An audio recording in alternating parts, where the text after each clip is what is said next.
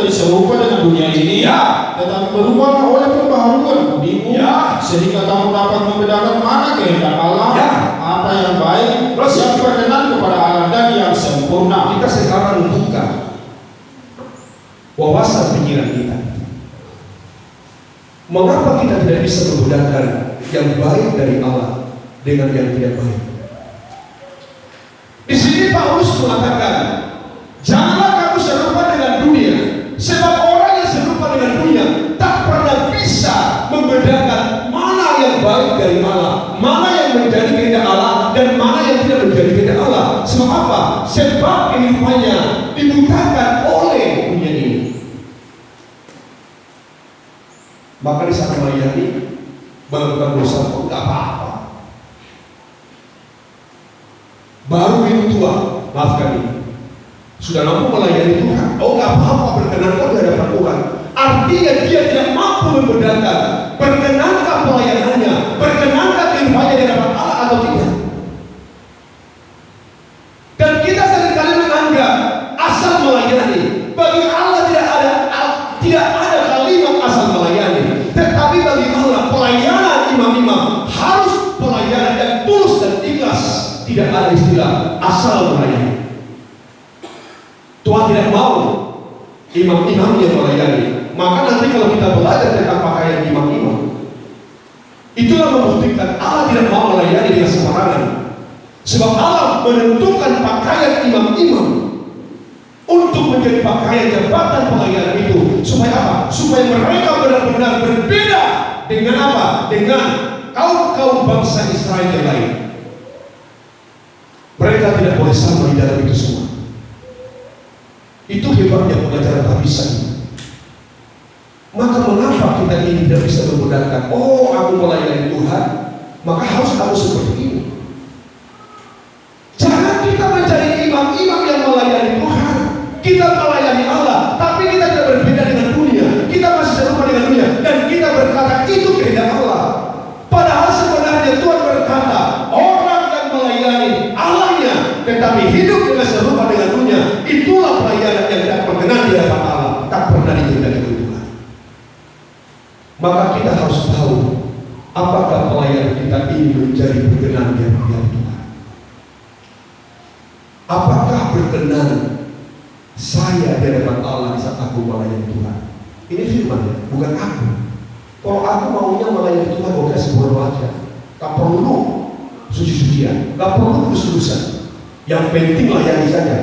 Tetapi yang menjadi pertanyaan, maukah kita melayani tanpa menjadikan Allah pusaka dalam diri kita? Itu yang harus kita pikirkan, saudara yang dikasih Tuhan. Saya mengatakan para imam-imam ini, saudara diambil oleh Tuhan, saudara dipilih oleh Tuhan, supaya Allah menjadi jaminan dalam kehidupan. Artinya, supaya Allah menjadi pusakamu, pusaka kita. Kalau Allah sudah menjadi pusaka kita, kurasa tidak ada lagi yang harus kita pikirkan. Karena Allah yang selalu berperan dalam hidup kita, dalam segala sesuatunya. Amin. Amin. Jangan ragu. Kalau kita menjadi seorang imam yang hidup dalam tabisan yang benar, jangan serupa dengan dunia. Jangan hidup dalam keinginan daging. Jangan menjadi sahabat dunia ini. Tetapi kita harus membuat diri kita menjadi satu kehidupan yang berbeda dengan orang dunia. Amin. Jangan orang dunia begini, kita begitu. Ya kan? Tidak bisa orang membedakan si A pelayan, si B tidak pelayan. Tidak bisa dibedakan. Karena apa? Karena kita tidak mau membedakannya. Kita ini serupa dengan dunia ini. Dunia begitu, dunia tidak begitu. Dunia ke kanan, tidak ke kanan. Jadi tidak ada perbedaan kita. Sehingga apa satu yang terjadi? Sehingga kita melayani Tuhan tetap hidup dalam keinginan daging, hidup dalam persahabatan dunia, serupa dengan dunia, tidak ada perbedaan kita. Hanya nama kita melayani, tetapi pelayanan sebenarnya sudah tertutup bagi Allah. Bukankah Nadab dan Abihu melayani? Bukankah Hofni dan Pinehas melayani? Bukankah Yoel dan Abia melayani? Semua mereka imam. Alkitab mencatat mereka melayani. Tetapi apa ujung pelayanannya? Ujung pelayanan mereka adalah kebiasaan. Padahal ujung pelayanan saya dan saudara harus mengarah kepada dia. Maka Paulus tadi berkata di dalam Korintus ini, maka di dalam Roma ini, kalau kita mengerti apa yang menjadi kehendak Allah itu, maka kita akan masuk di dalam kesempurnaan Allah.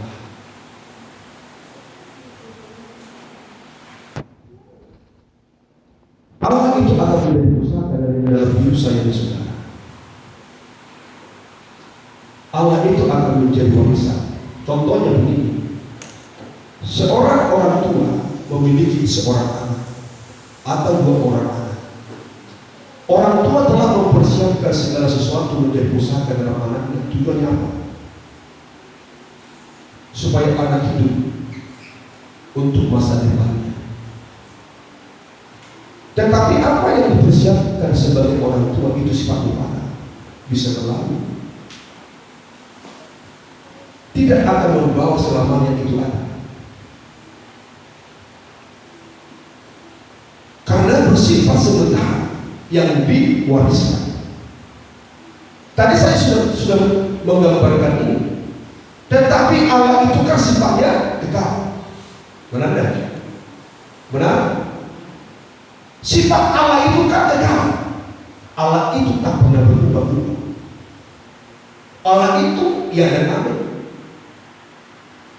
Maka tadi di saat Tuhan berfirman kepada Musa, supaya Musa memberitakan, berkata kepada orang-orang Israel, supaya orang Israel mengetahui tidak ada pusaka orang Lewi. Sebab apa? Sebab Allah yang akan menjadi pusaka mereka. Artinya Allah sebenarnya sudah memberikan jaminan kekekalan bagi orang Lewi. Karena pusaka mereka adalah kekekalan. Mengerti tidak? Boleh diskusi. Ada yang bilang. Bisa paham nggak? Paham. Kamu coba dibilang apa? Nggak kan? Coba apa tadi? Apa tadi?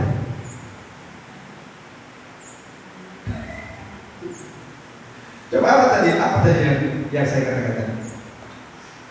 Hah? Apa? Ya? Apa? Sifat Allah itu kekal. Benar. Jadi kalau sifat Allah kekal, bagaimana itu? Hah? Ya? Tidak berubah. Allah tidak berubah. Kekal ada ini.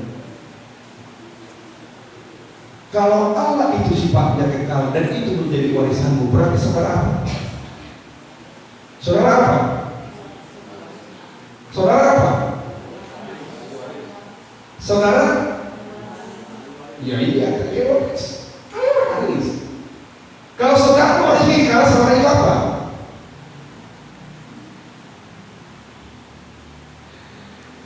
Supaya kita agak terbuka. Ya, selama ini saya menyampaikan firman pusaka sudah ditangkap, tahu-tahu dan itu.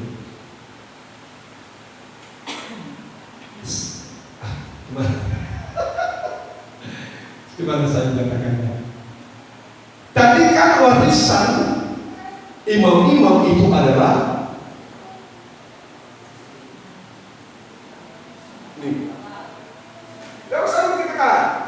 warisan imam-imam itu adalah Nabi Kristus, Allah. Allah itu bersifat kekal. Supaya paham, harus begitu.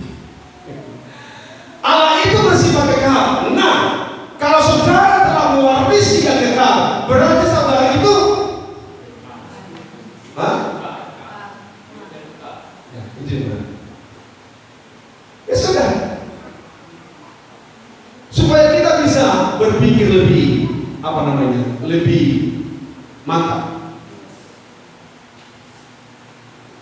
Nah, jadi siapakah yang dapat mencapai kekekalan? Yo, siapakah yang dapat mewarisi kekekalan itu?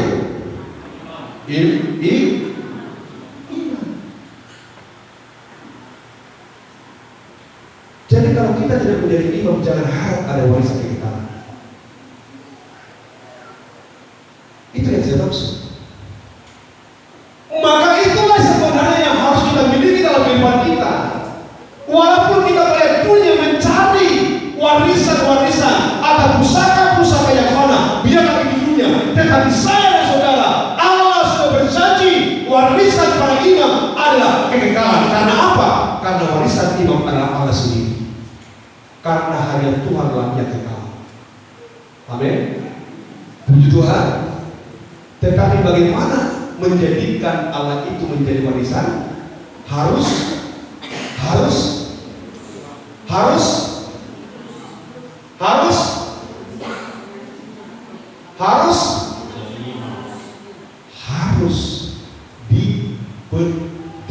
diperdamaikan dengan Allah. Baru kita masuk, ya. Di saat kita berdamai dengan Allah, baru kita masuk dalam perbuatan atau praktek hidup kita. Apa praktek hidup yang diperdamaikan dengan Allah? Satu adalah, maka catatlah biar nanti saudara ingat ke depan. Jangan hanya pegang Alkitab. Kalau nanti kalau yang orang pengajar semua mencatatnya semua berbaik, imam itu pasti nggak mencatat. Ditanya nggak tahu. Saya sudah bilang Tuhan ini, kalau ada kok saya catat terus, mau siapa pun bertemu saya catat. Ya, untuk menjadikan kekekalan itu ada dalam diri kita, kita tidak harus menjadi imam-imam, tapi imam-imam yang diperdamaikan. Dan bukti orang yang diperdamaikan satu,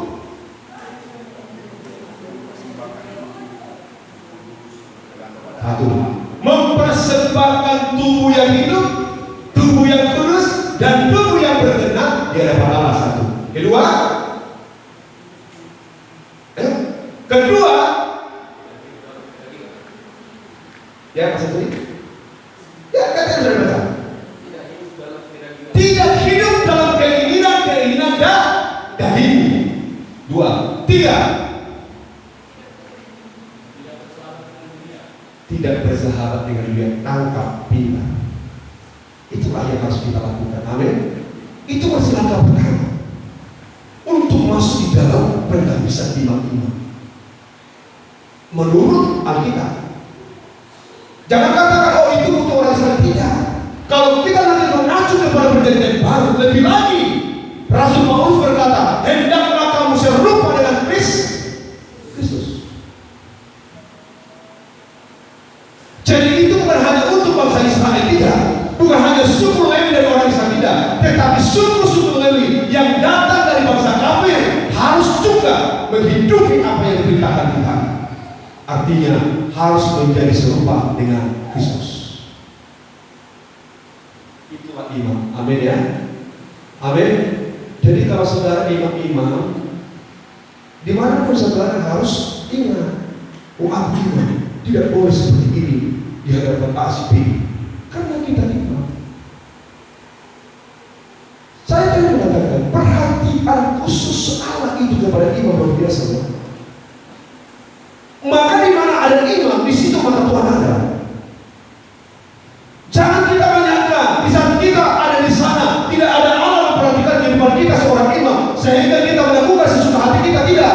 Tetapi kita harus memiliki satu keyakinan di tempat yang tersembunyi pun Allah melihat perbuatan imam apa yang kita lakukan, bukan hanya dalam hidup kita menjadi orang suci, tapi imam-imam itu di luar gereja pun harus memiliki penampilan pakaian imam-imam. Maka saya ajak kita hari ini supaya kita memiliki memiliki warisan Kristus, warisan atau pusaka Allah dalam diri kita. Jadikanlah dirimu menjadi imam yang sudah memiliki perdamaian dengan Allah. Amin. Amin ya. Miliki. Kalau imam-imam semua sudah memiliki perdamaian dengan Allah itu, jangan takut. Dimanapun hidupmu, Allah menjadi pusaka. Dimanapun saudara ada, Allah menjadi pusaka. Kalau Allah sudah menjadi warisan kita, semua apa yang kita inginkan, Allah akan sanggup memberikannya. Amin. Karena Allah sudah menjadi pusaka. Coba, orang tua memberikan warisan. Kan warisan itu bisa memberikan segala sesuatu bagi kita. Mau beli mobil, dari warisan itu kita ambil kan? Ya kan? Mau ini, mau itu, mau ini, semua dari warisan. Artinya warisan itu akan bisa memenuhi segala kebutuhan kita. Benar tidak? Loh, benar? Benar tidak? Kenapa? Nilai kan? Nilai. Tetapi kita bicara nilai yang besar. Karena bicara tentang Allah, kan itu kan? Tetapi yang ianya, warisan itu akan mendatangkan sesuatu yang terbaik bagi kita. Kalau ada warisan yang tidak mendatangkan kebaikan, itu salah yang pemilik warisan itu. Tapi yang pasti warisan itu kalau benar digunakan akan mendatangkan kebaikan. Allah akan mendatangkan kebaikan dalam kehidupanmu jika Allah menjadi warisan. Amin. Amin. Ya. Kalau Allah itu menjadi warisan saya, Allah itu menjadi warisan kita, maka warisan kita itu akan selalu mendatangkan kebaikan bagi kita.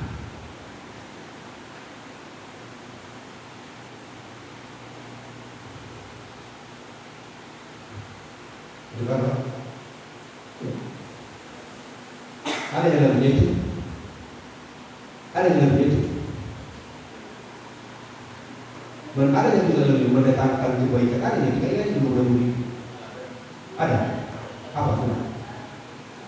Ya, ibu saya. Ya.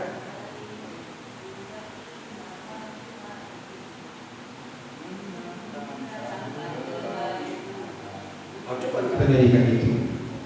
Warisan kita itu mendatangkan kebaikan. Amin ya. Ya, Bapak Ibu, kita nyanyikan itu. Coba itu. Peliharaku.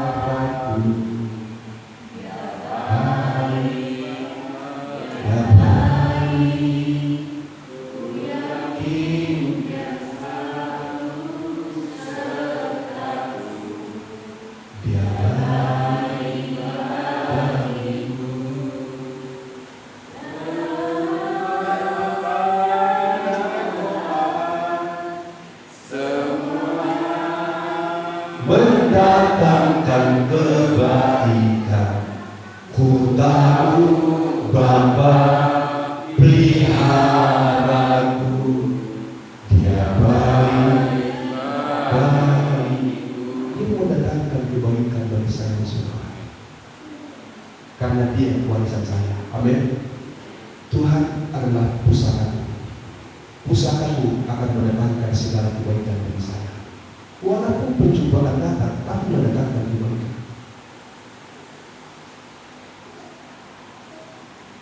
Mari kita belajar menjadi imam yang tetap hidup berdamai dengan Allah. Amin. Amin. Hidup berdamai dengan Tuhan. Jangan takut. Kerja.